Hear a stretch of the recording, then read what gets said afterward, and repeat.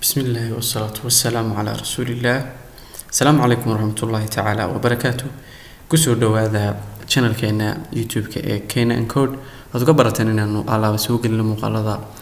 قصية كمبيوتر ساينس كا هي أي تيجا يعني هذا نقطة تكنيشن كا يولي بقى وحيابهن إن كسوق لنا بدن كا يعني موبيلات يكون سابسون ويب سايتس كا كمبيوتر كا waxaanu hadeerto aynu muuqaalkan maanta kaga hadli doonaa ama caawa introduction to internet safety. waxaanu wada ogsoonahay in waqtigan aynu maanta joogno ama samankan uu yahay waqti tiknoolajiyadu aad u horumarsan tahay. marka internetka la eegana internetku qofka aan ku baraarugsana internetka waayahan lagu jiro in uu yahay qof ka dhacsan nolosha ama aan awareness ahayn oo dadkii aan si dhaba aan ula socon ama aan xoogaal oo ahayn nolosha lagu sugan yahay ama lagu jiro noloshayna maanta internetka haddaynu eegno internetku waa fududeeye ama kaalin muhiim ayuu kaga jiraa nolosha maanta aan noolnahay. sidoo wada ogsoonahay markay noqoto internet waxaa lagu isticmaalaa goobaha kala duwan, hawlaha lagu qabsada shaqooyinkeena maalinlaha iyo waxyaabo aad u kala duwan. haddaba waxaa inoo muhiim maadaama uu kaalin weyn u ka qaadanayo internetku noloshayna in haddaba safety-giisa iyo badbaadadiisa aynu markaa ogaano iyo waxyaabaha security-ga u ah iyo sidaynu ilaaladiisa u baran karno internetku kaliya maaha wax faa'iido kaliya leh, dhibaatooyin ayaa marmar isna ka soo gaari kara. marka casharkeena waxaanu ku eegi doonaa haddii allaha weyn subxaanahu wa tacaala inoo qadaro inaanu diiradda ku saarno waxyaabaha qaar. halkan casharkan waxaynu ku soo diyaariyey hordhaca internet safety-ga iyo sida iskaga ilaalin karto internetada khatarta kaaga iman kara. There is almost no limit to what you can do online. horta marka koowaad naba xadidna waxyaabaha aad ku qabsan kartid internetka ama online-ka oo waxyaabaha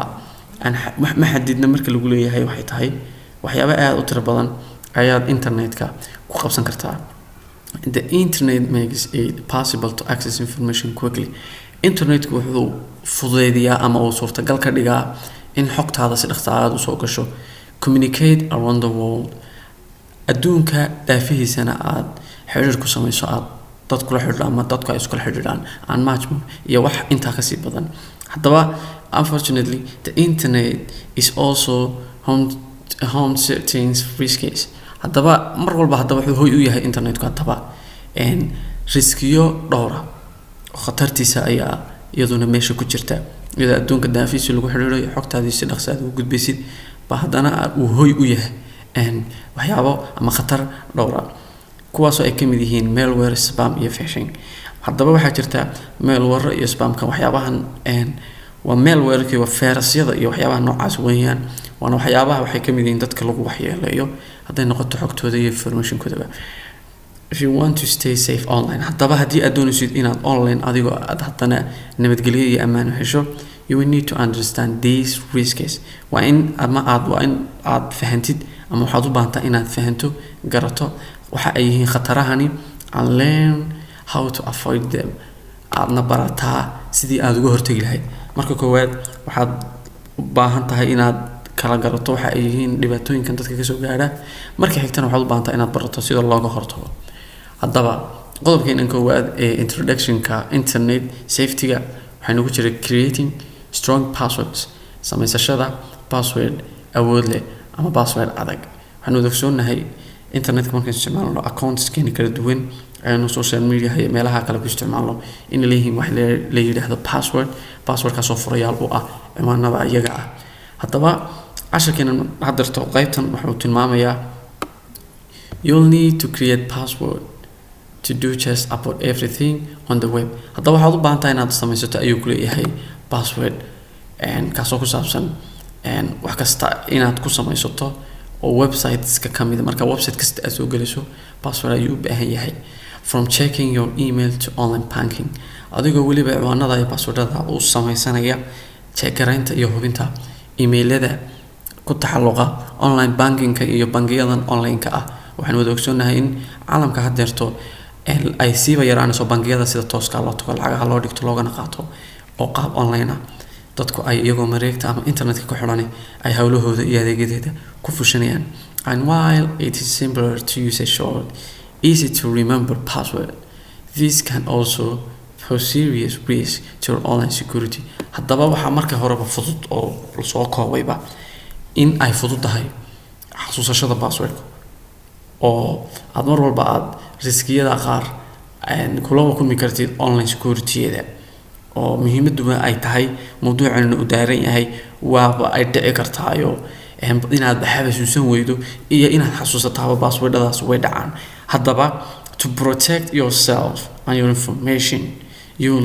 will want to use passwords that are long, strong and difficult. haddaba si aad u ilaaliso to protect yourself, si aad u ilaaliso naftaada and your information iyo xogtaadaba, you will want waxaad u baahan tahayba to use ama waxaad u baahan doontaa inaad isticmaasho passwords furayaal ama passwordo that are long, kuwaasoo dhaadheer oo ah kuwa passwordo dhaadheer, strong kuwa adag ama xooggan, and difficult iyo kuwa adag for someone else to guess while still keeping them relatively easy for you to remember. haddaba waxay ku adkaanaysaa passwordadan adag ee dhaadheer aad samaysanaysid inay dadka qaar ay qiyaasaan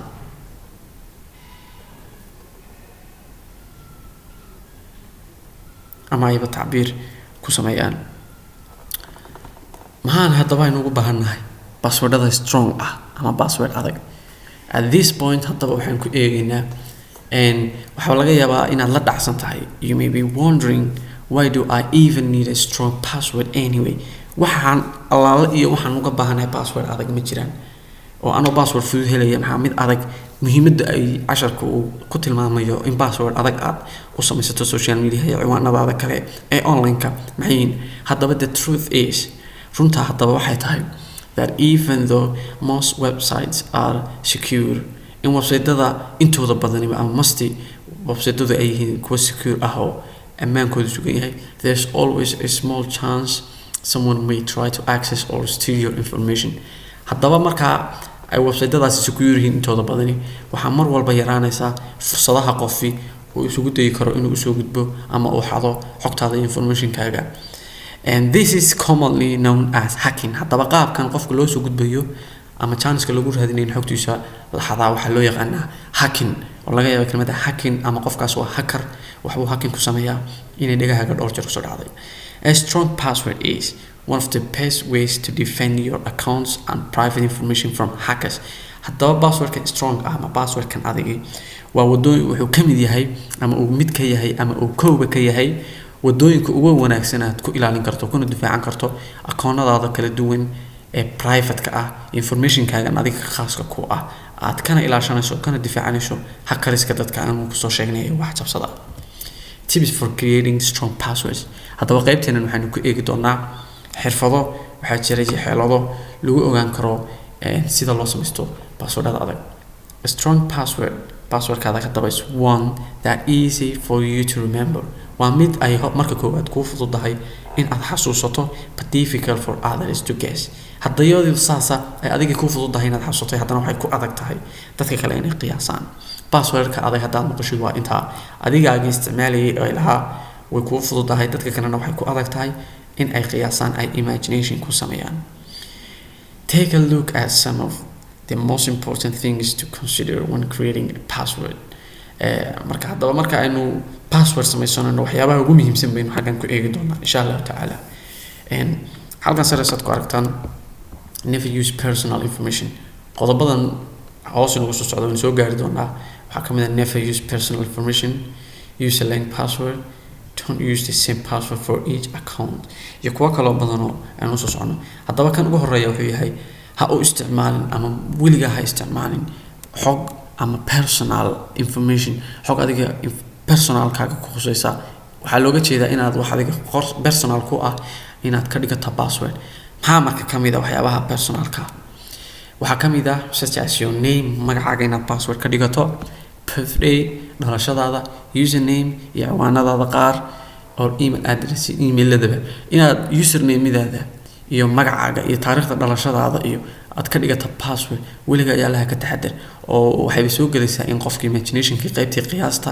inuu qofka uu guessing ku sameeyo oo taariikhda dhalatay la yaqaano kadib iskaga eego 2000 dhag uu u furmo passwordku marka taana waad ka taxadaraysaa weliga ha isticmaalin ayuu ku leeyahay casharkeenu inaad xogta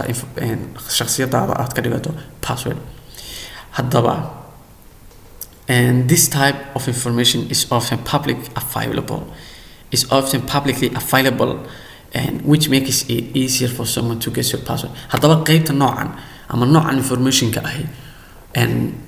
bulsho ahaan ama public ahaan si public ah waa available kaasoo ka dhigaya wax fudud in qof kasta uu qiyaaso passwordkaaga waa tan hore usoo sheegnay ha ka dhigin taariikhda dhalashadaada magacaaga iyo waxyaabaha adiga khuseeyo personal ku ah password waxay u fududaanaysaa dadka kale ama dadka aqoonta ku leh in ay qiyaasaan use a longer passwordada dhaadheer haddana isticmaal your password should be at least 6 characters long although for extra security it should be even longer passwordkaagu wuxuu noqon karaaba ugu yaraan 6 xaraf ayuu ka koobnaan karaa markay ugu dheer tahay although for extra security iyadoo securityada dheeraadkan lagu sii darayo and it should be even longer when ka dheeraan kartaa 6 xaraf way ka dheeraan kartaa passwordada qaar baaba 8 wax ka yar aan la gelin qodobkeenan xiga isna wuxuu noqon doonaa saddexaad don't use the same password for each account qodobkan waa qodob aad u muhiim ah ha u isticmaalin hal password isku mid ah dhowr ciwaan sida Instagram-ka Gmail-kaaga iyo waxyaabaha kala duwan ha u isticmaalin iyo Facebook oo kale hal password ha ka dhigan oo ay haddii waxay ka dhigan tahay la helo passwordka Gmail-kaaga in kuwa kalena gacanta lagu dhigay marka qaybtan marka maxaa casharkan faa'iidada tan ku jirta maxay tahay if someone discovers your password for one account all of your other accounts will be vulnerable waxay noqon doonaan haddii hal qof uu helo ama uu ogaado password ka mid ah akoonnadaada oo waxaad ka badhigatay tusaalahan Snapchat Instagram Facebook iyo Gmail ba hal password baa u samaysay hal password ayuu qofku ka helaa kuwa kalena sidaas ku haya ay ka dhigan tahay marka taasoo kalena waxaan kala dardaarmaya ardayda halkan ka daawanaysa wax ama dadkan muuqaalkan soo gaariyo inay iska ilaaliyaan waayo qaybta halkan dambe waliba ku sii ugu dambaysa waxay tahay account will be vulnerable waxay noqon doonaan kuwo nugul ay noqon doonaan try to include numbers waxaad isku daydaa inaad ku soo darto passwordkaaga waxaad isku daydaa passwordkaaga inaad ku soo darto ama ay ku jiraan nambaro symbols calaamado and both uppercase and lowercase letters iyo labada nooc ee xarfaha waaweyn ee ku yarba maxaa marka aan ku sii dar karnaa avoid using words that can be found in the dictionary waxa ku sii jirta iyaduna waxaad ka sii taxadirtaa ama aad ka hortagtaa inaad isticmaasho ama password ahaan u isticmaasho erayo laga heli karo dictionary-yada eray qofkaas Englishka dictionary-yada Englishka ama dictionary-yada kala duwan uu ka heli karo password ka dhigan waayo wax aan for example swimming one will be a weak password sida swimming one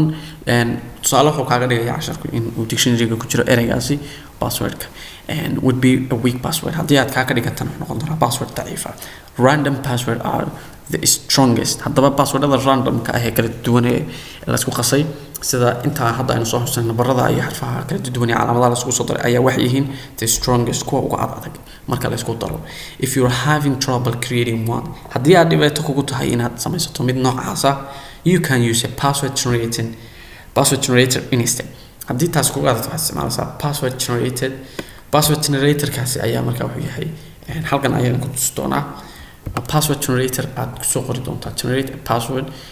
generator ayaad ku qori doontaa browserska ayaa internetka isagoo soo gelin doonaa linkiyada kala duwan ee password generatorka hadda muxuu iga caawinaya use the online password generator to instantly create a secure random password haddaba waxaad isticmaashaa ku leeyahay LastPass password generatorka online-ka ah si aad u samaysato password secure ah random password ka kooban lambarada la isku qasay hadda kan oo kale 9r taas waa weyntahay h soo weyntahay b way yartahay 6 #8 f weyn *133 markaas passwordada random kana waa isla garanay generationkooda kala duwan soo raadiya ku qoro internetka generate password oo soo tijaabiya qaabka uu shaqeynayo haddaynu casharkan ka socono qaybtan waxay noogu jirtaa common password mistakes haddaba waxaa jirta khaladaad iyo gafaf ay dadku ku dhacaan marka ay samaysanayaan passwordada haddaba maxaa ka mid ah some of most commonly used passwords are based on family names hobbies or just a simple pattern. haddaba waxaa jirta buu ku leeyahay passwordada qaar dadku isticmaalaan inta badan waxay ka kooyeen ama ka yimaadaan ay salka ku hayaan magacyo qoys xiise wax dadku xiiseeyaan hobbigooda iyo wax pattern ama shax oo kale ayagu qorshaysteen inay password ka dhigtaan. haddaba maxaa dhacaya haddii sida password laga dhigto? Why these types of passwords are easy to remember? waxaynu ogsoonahay marka koowaad horta kuwani waa fudud yihiin in la xasuusto. family dee magaciisa oo kale markaad password ka dhigato qoyskaaga magaciisa oo kale way ku fududahay inaad xasuusnaato. They are also some of the least secure. haddaba waa secure ahaan laakiin waa sidoo kale way u yaryihiin oo markaa securekoodu ma fiicna. And let's take a look haddaba isla eegno at some of the most common password mistakes and how to fix them. aan isla eegno haddaba gafafka badan ee ka dhaca passwordada marka dadku samaysanayaan iyo sida aynu fixing ku samayn karno ama aynu ku xalin karno. halkan jaantuskan ama sawirkan bartan ka muuqda wuxuu yahay qof password halkan ku samaystay passwordkiisa wuxuu ka dhigtay yaxye 6 ciise 7. haddaba muxuu ula jeedaa? I doubt anyone could guess my password. marka hore wuxuu ku leeyahay qiyaasayaa in qof walba password ka qiyaasi karo. muxuu yahay marka passwordka qofkan? It's my kids names and age. waa ilmahayga ama carruurtayda magacyadooda iyo da'dooda. Who else would know that? yaa kala ogaan kara ayuu ku leeyahay qofka kani. marka wuxuu waxaad aragtaa yaxye magaca hore yaxye wuxuu ku yiri waa magaca ciyaalkayga iyo da'dooda. yaxye waa 6 jir ciisana waa 7 jir. saas ayuu uga dhigtay password. haddaba problemadu maxaa ka mid ah? tusaale haddaynu isla soo fahnay problemadaas waxaa ka mid ah this password uses too much personal information. passwordadan waxay isticmaalaan personal information kan ku soo hadlaynay oo aad u fara badan waayo waxa soo dhexgalay magacii family iyo da'doodii baa soo dhexgashay. marka waa personal information along with common words that could be found in dictionary. sidoo kale intan oo dhan waxa laga heli karaa dictionary-ga ayaa laga heli karaa. solution-ku haddaba muxuu noqonayaa ama xalku aynu ku fikir karno problemkan ama ciladatan? A stronger version of this password would use symbols. marka koowaad marka nooca strong ah ee passwordkan wuxuu isticmaalayaa calaamado xarfo farwaaweyn ka kooban iyo lambaro la isku qasay oo random ah.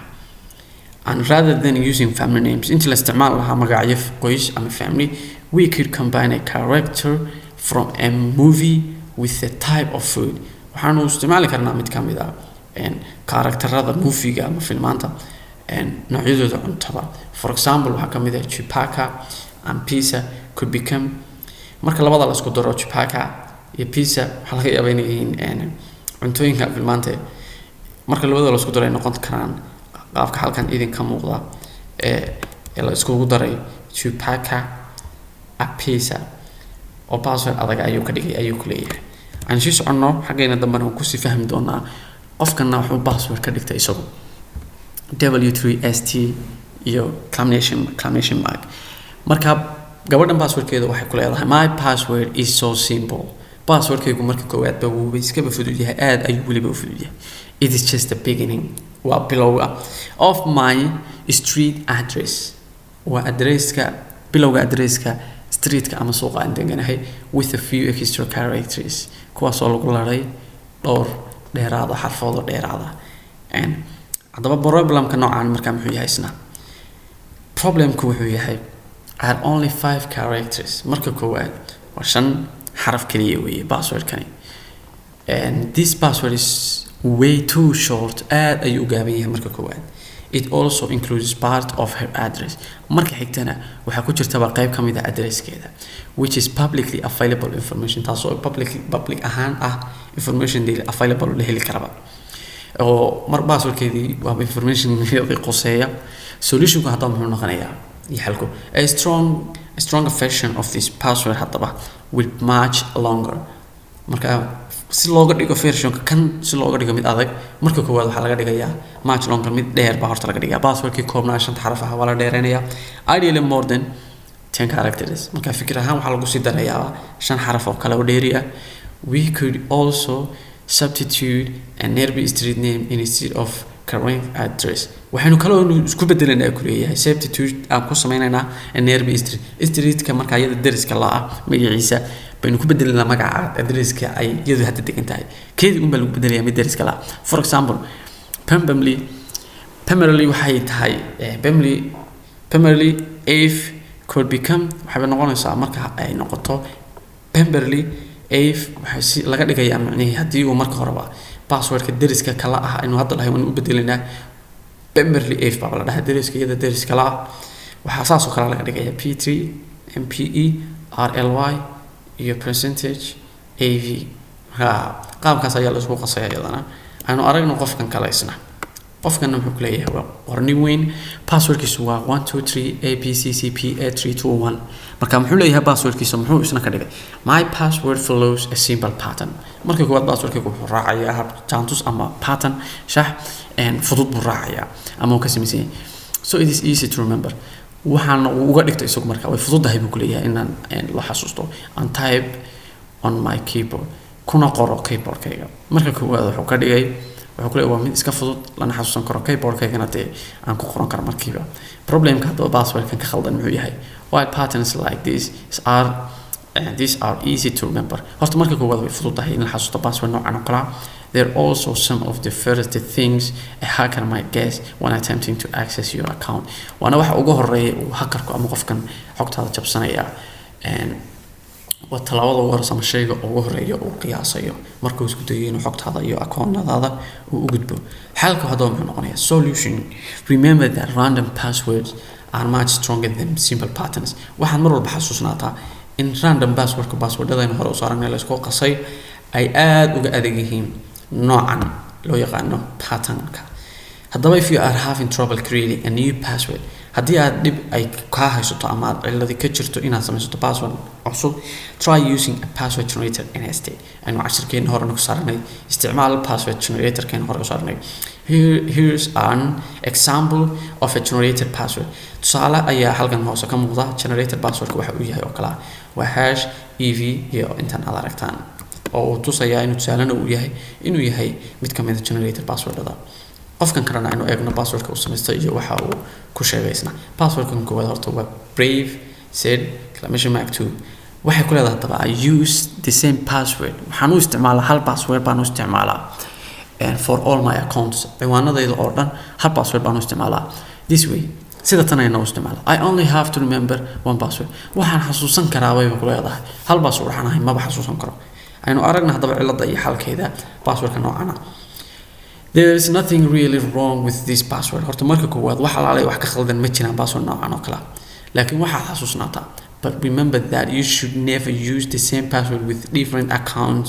waxa xasuusnaataa inaadan weligaa u isticmaalin hal password differences ama different accounts ciwaano kala duwan solutionka marka muxuu yahay haddii taa la diiday oo taas cilad lagu sheegay create a unique password marka koowaad samayso password gaar ah for each of your online accounts aad u samaysanaysid akoonnadaada ama ciwaanadaada emailskaaga online-ka hal password adiga ayay dhib ku tahay marka ka u samayso waxaan usoo gudbaynaa hadaba password managers baa jira using password managers waxaa jira maamulayaal password ama maamulayaal furayaal baa jira instead hadaba of reading ama writing your passwords inta hadaba aad qori lahayd passwordadaada on paper aad ku qori lahayd warqad ku qori lahayd where someone might find them hadaba waxa laga yaabaa in qof helo passwordada warqad ku qortay and you can use a password manager waxaad isticmaali kartaa maamule fure ama password managerka passwordada to store them securely online si adiga ugu keydisid si ammaan ah online ugu keydisid password manager isku hadaba can remember waxay xasuusan karaan and enter your passwordkaagana ay gelin karaan on different websites marka koowaad waxay ku xasuusan karaan password managerku waxay kugu xasuusanayaan marka koowaad passwordkaaga waxayna ku gelinayaan website kala duwan which means taasoo loola jeedo you won't have to remember login passwords inaadan khasab kugu ahayn ama aysan waajib kugu ahayn inaad xasuusnaato passwordada longerka header dheer example hadaba maxaa tusaale ka mid ah haddaynu isla eegno tusaale ka mid ah